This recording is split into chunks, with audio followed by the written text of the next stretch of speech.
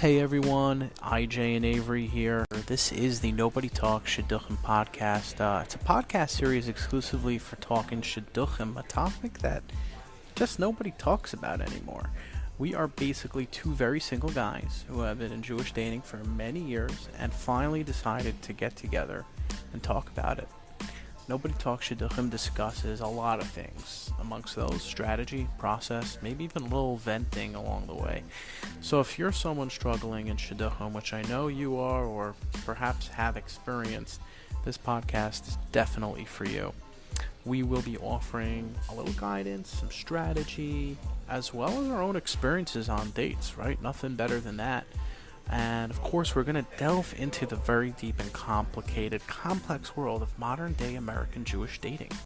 So take a seat back and enjoy the podcast.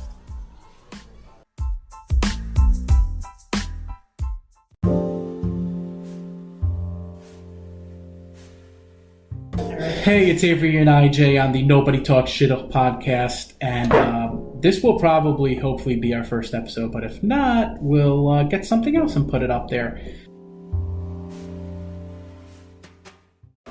Shidduch dating has many different phases, and each phase is a milestone.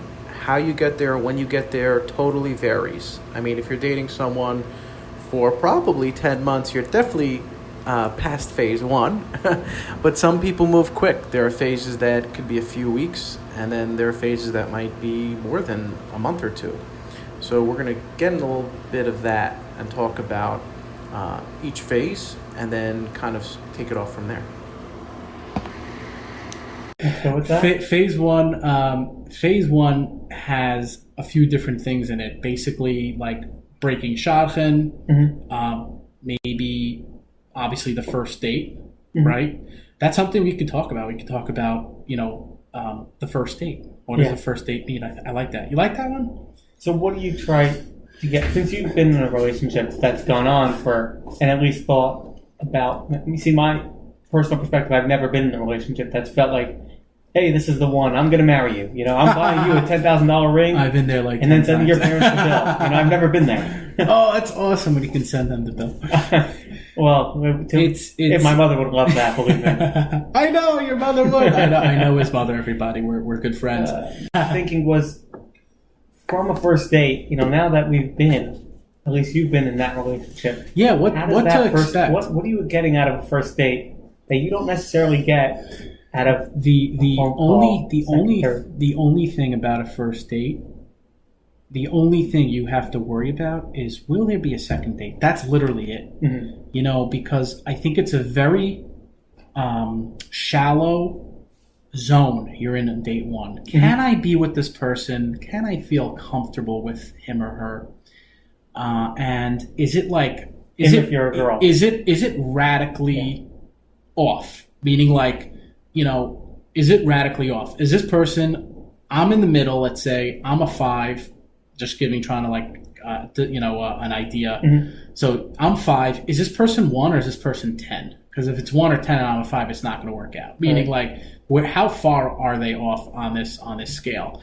And that's really it. Those are maybe 2 or 3 things you just got to be looking. Now, does there have to be something crazy that will get you to say no, or is it will you just say? Oh, for sure. Because I know we talked about weight is very big on both the boy and the girl side. I've set up. Aside from by the way being someone who's been dabbling in shiduchim, actually suffering in shiduchim, but dabbling, setting people up. I've been setting people up for many years. Been very successful. Made a few. Been involved, I'd say, in a few matches. I wouldn't say I primarily did the entire finish to end. Yeah. But. Someone who's dabbled in shiduchim, I've had so many girls be like, I'm just not attracted to this guy. It's been one date. I said, okay, relax.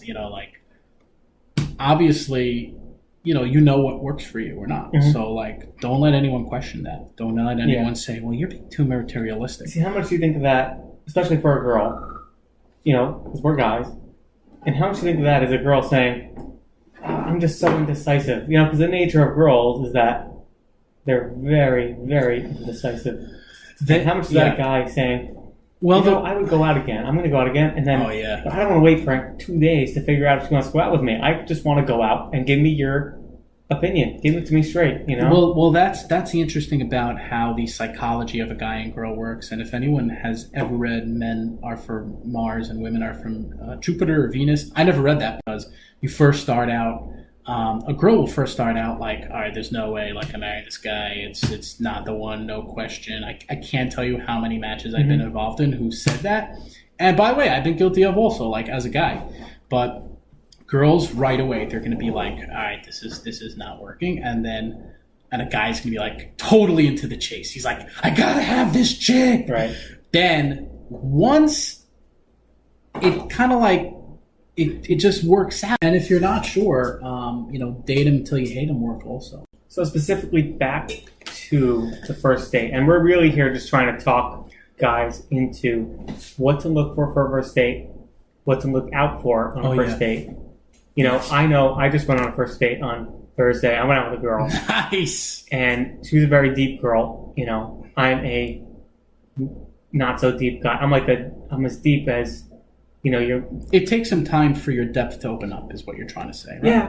No, most people don't even know who they are. How are you supposed to know who to marry? I did not know who I was in my early 20s, and in my late 20s, I really found out who I was, and I did that by listening to Tony Robbins. No, I'm kidding. I did that. Honestly, shidduchim helped. It kind of helped figure out, a little bit more who I was, what I needed, things like that. But there are so many ways you can talk to us. You can see someone's values on a first date right away. Wouldn't you disagree? Would you agree with that? No, not for me at least. A lot of people, who I go out with for the first date, if you can't find anything to talk about, you can literally just talk about whatever comes to your head, like small talk to a T. Yeah, and that could be from nerd. Well, that's why it kind of goes all the way back to like what I said at the beginning, where the first date's literally just like, okay, can I go on a second date with this person? Right. Because if you can't talk about anything, obviously,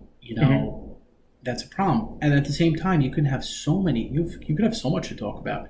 You could actually really have, you could just bring yourself to the date and be very open about your opinions. Too open, perhaps. It could be bad, and I've been there. I've had like very tough days at work, or maybe something in politics, or something I don't know, something in news that kind of went on, or sports is a big one, and I'm just like, I'm ready to unload. Right. And there's there are no lies there, but piece by piece you gotta let it out. Yeah. But the overall point of that is that it's true. Who would you say opens first? Is it the girl that usually opens themselves up? I think that varies. That really varies, because obviously, a woman's more, going to be, a woman is feminine and is going to be more in tune with her emotions than a guy, perhaps. But I'm someone who's a little bit more in tune with my emotions. At least that's what I think. But I'm sure I had many girls I dated in shidduchim who said just the opposite. They'd be like, that guy, he doesn't know his heart from his big toe. Yeah, I've certainly been there. It's not but the biology factors, there's biological and scientific factors that differ between men and women. That's just natural. There are indeed. Women talk more. Women cry more. Yes, I heard about that. Need to know. Like, these are just the facts. I'm not going to say something that's not true and then go into start off a relationship with these unrealistic expectations, telling my wife that she can become the next CEO of GE or the next CEO of Amazon. It's just not going to happen. Let's be honest here. Well, women who kind of bring their occupation into the relationship, and by the way, men too, because men do it all the time. Oh yeah, I'm a this, I'm a that, I'm a prestigious, fill in the blank. I think it's probably proper to bring in career if you have the same career, so it's probably fun to talk about and dabble in. Right. But it's not something that you're probably going to go into. I haven't honestly gotten into my career for like maybe at least 2 or 3 years in dating. Wow. Like, not on a second or third date. No, I've like every day. They ask, and I'll say, oh yeah, I do this, and ... Maybe a sentence or two. But when I was younger, oh my God, I had to sit there and explain like the whole, well, I'm going to work in this industry and I'm going to take this exam. It feels like you're doing a dance, like you're interviewing. It's a dance. Oh God, you're doing that dance. Like, hey, I'm working at this, and I'm trying to, It's such an interview. I'm trying to, fly to the moon. I'm an entrepreneur.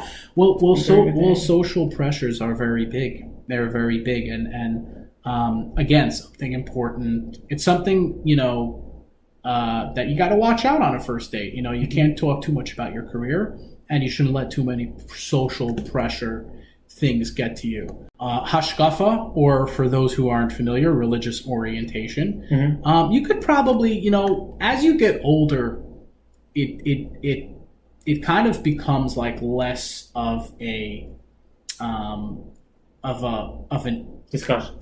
maybe a discussion, or it's just because you kind of know how to read it better from the resume. You got this girl or this guy, they went to this yeshiva, they went to that seminary, this is where they're living in this area, right. They're, like they're in the Heights, they're in the Upper West Side, or they're in like Brooklyn. You understand the differences.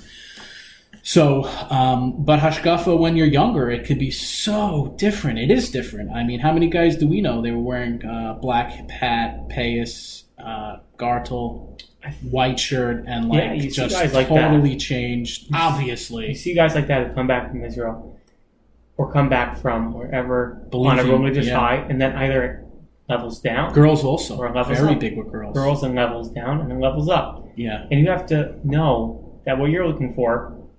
And you have to know where you're going, because either you're going up or you're going down. There's no two ways about it. You're either going up or down, and you have to find a girl who's going Don't on be your stagnant. You have to have stamina and move. So many girls I've gone out with are from Beis Yaakov backgrounds. Nice. Went to the best seminary.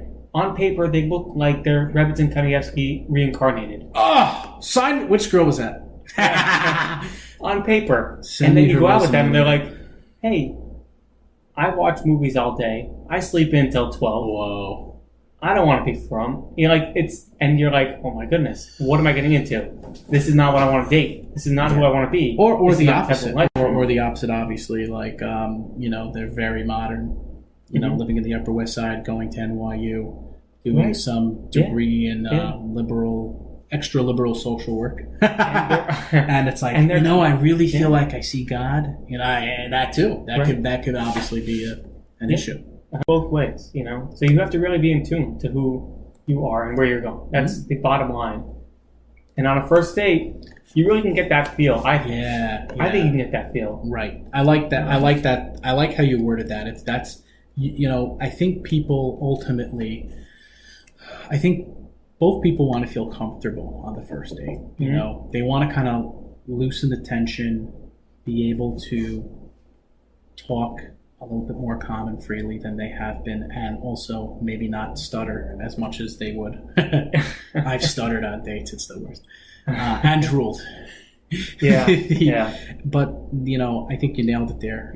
People just want to feel like they can be who they are, and you don't know what kind of background that person had, what kind of experiences in life, what kind of problems they had with a person in their lives that brought out the worst in them. And sometimes they see that by a bad first date, or maybe even a good first date. I've been myself many first dates. I've been different many first dates, and I've gotten a rejection right away. And I was shocked, and I'd be like, "What?" I really thought I've been very good. I'm able to reflect much easier now. I could easily, I'll text a shotgun right away and be it's really good date, bad date. You have to kind of have to take it. Obviously the famous George Costanza line. It's not you, it's me. No, but sometimes it is them, and you have to just say, "Hey, look, I think I did everything I could. I put it all out there. It's not necessarily the date that is most important. It's what you're getting out of the date. Yeah. Dating for marriage is not dating for a relationship. You're not dating. The good time is between each other. The good time is not the coffee and the fun you had, and the mini golf you played and the drinks you shared together. The laser tag you talked about playing. Yeah. The good times is where you're going, not necessarily about what you did. Because what you did is kind of irrelevant. Because when you're 10 years down the line, you're married with 6 kids, 3 kids. Life changes. Life changes, Life absolutely. changes. Life, just 2 quick notes on that first date is that, it's really not you. It's the George Costanza line. It's not you. Don't take it personally. You just don't know you don't know what that person's been through in life, and whether if you get that no. Because by the way, statistics are there. I have it in my hand. I see 80% of first dates don't make it past the next day. But it probably is true. Yeah. Don't take it personal. And then the second thing is. Try to be as much as yourself as you can. So whatever you got to do that. Like many dates, I've said, hey, I'm a little nervous. Had to put the blame on something. Had a rough day at work. Something happened in the family. Got into a fight with my roommate. Whatever. Yeah. Just kind of if you are nervous, because girls could read that. And guys could see that. You play inspector, so. Those are 2 little things I'll leave you with. And how about you, Avery? I would say my main 2 takeaways, thank you, IJ, would probably be that you literally know where you're going, know what you want to get out of the date, have a plan. Before you get out of that date, say, is this person someone I could see myself moving forward with and getting better or not getting better? That's one thing. That's for sure something that's very... something I use on all my dates. Don't be scared to go against your principle. So if your principle is... Damn, you win. If your principle... You won. If your principles I thought keep it light. If your principles are, my family is super important to me. My yeshiva, my rebbe is super important to me. My sitters being out is super important to me. Materialistic, it's not materialistic. We don't judge. Well, until we're dating you. I know. We should have named the podcast that. We don't judge until we date you. That would have been better. We still could. I think that's what I'll name the episode. Like you were saying, sorry. Just stick to your gut feeling, because your gut feeling is always going to give you the right thing. And then one more thing I would add that is not necessarily on there. Don't be scared to use yourself as a conscience. Meaning, you're on a date, ask yourself, what would I want? What would I tell somebody else who is me? What would you advise yourself? Because we're all conflicted. We have emotions. We all think we're the greatest thing since sliced bread. What would you tell yourself if you were in an outside party? Would you say, go out again? Maybe she's not so bad. Maybe I'll be attracted to her next date. Or maybe he's not as dumb as he looks. So literally fill yourself in as the third party. It can never hurt, and always make yourself better. Okay. But I certainly understand that perspective. Anyway, so thanks for joining us today. This is Avery and IJ, and Nobody Talks Shidduchim. The LMNO Broadcast Network.